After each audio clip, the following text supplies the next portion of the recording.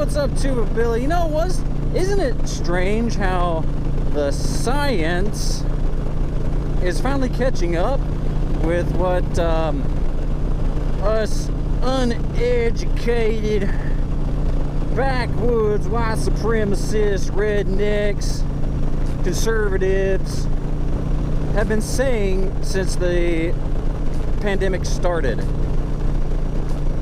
The fact that keeping these kids out of school for long periods of time, remote learning, is not good for them. Now, I'm not going to say anything about the MASKs because I don't want to get put in YouTube jail again. But there's this article that I read from the New York Post, of all places, showing how between 2019 and 2021, even to 2022, math scores in particular are a lot worse. And it turns out the higher the poverty rate, so I guess the lower income, the more pronounced the difference is. Yeah, I kind of called that. I remember having a conversation with a teacher, not one of my kids' teachers, just someone I knew that was a teacher, and I was saying, it's not good for them. It's not good for their mental health. It's not good for, long-term consequences far outweigh the minute risk that they have from what.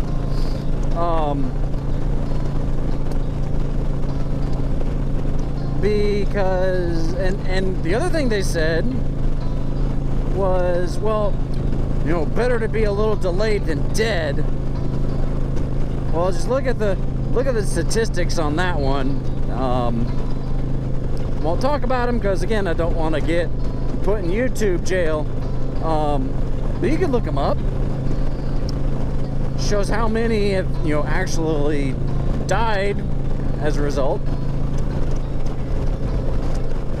Oh look, a bunch of white hay bales. That's pretty cool. They wrapped them in plastic. Anyway, squirrel. And now the science is catching up. Isn't that amazing? I wonder in 5, 10, 15 years from now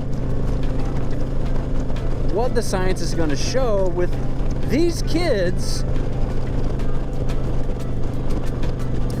that went through this, especially the younger ones, the more critical age, elementary school, particularly vulnerable,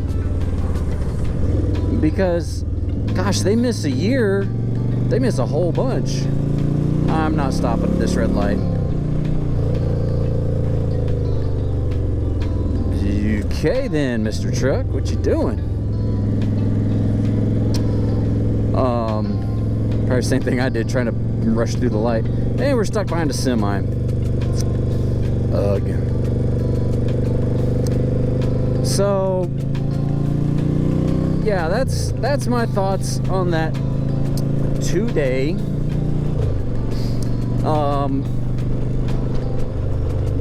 I work in the schools. Okay, I'm not a teacher, but I'm in the schools a lot, so I get to, be around and witness firsthand. There are kids that are not even close to their reading level. There are kids in 5th grade that read worse than my 6-year-old.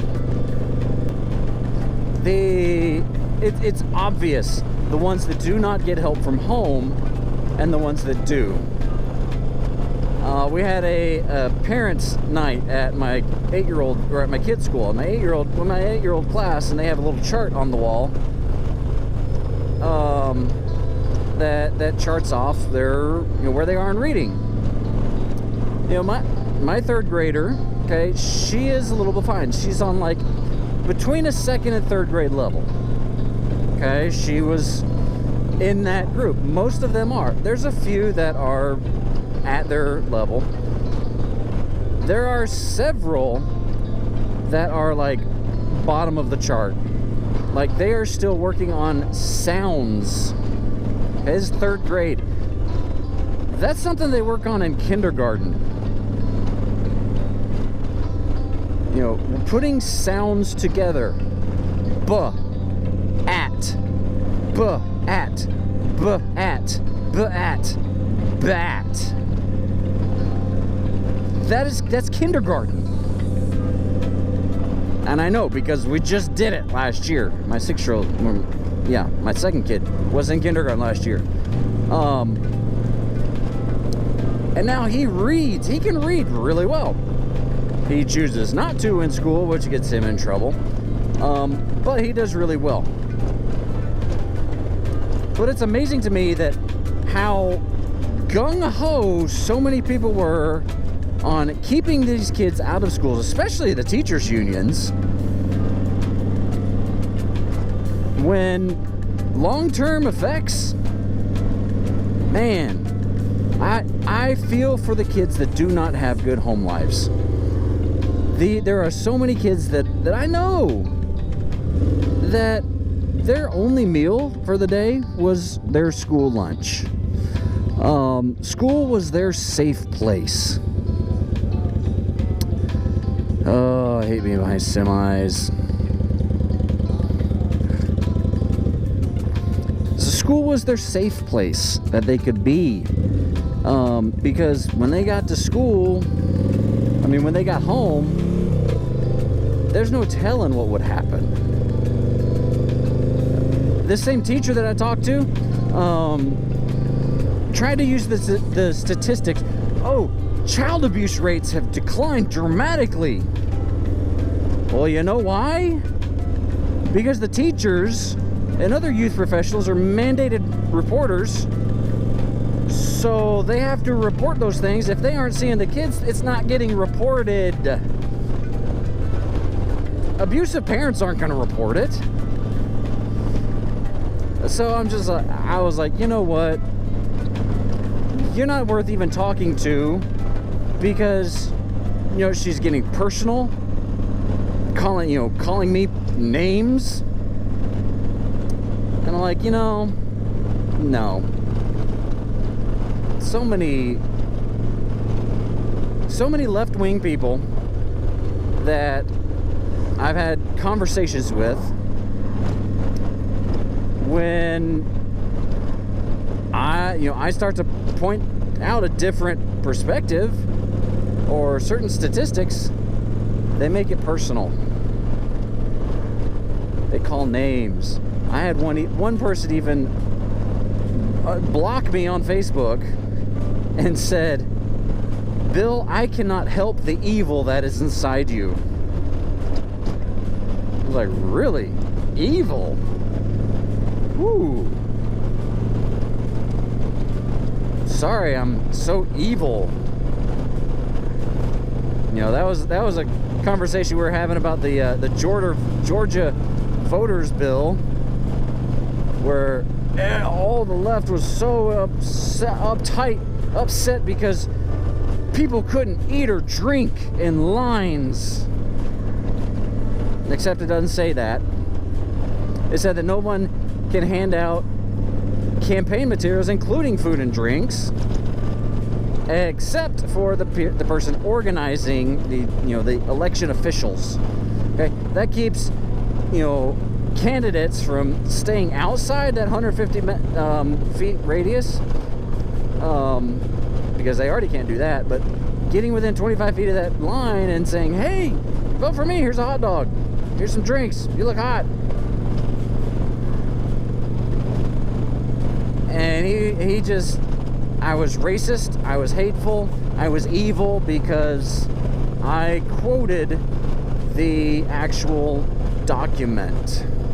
It's the same way with the parental rights bill from Florida. The Don't Say Gay bill.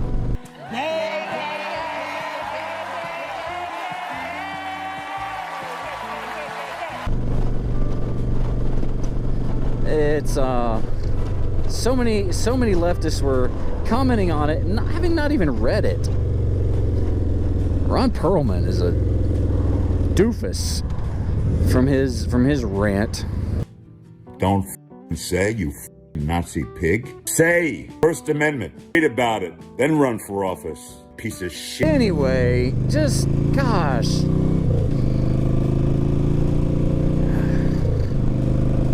Just time will tell the long-term effects that these kids are going to have. I feel for our future, if we even have a future at this point. Be excellent to each other. Tuba Billy signing out. God be with you till we meet again.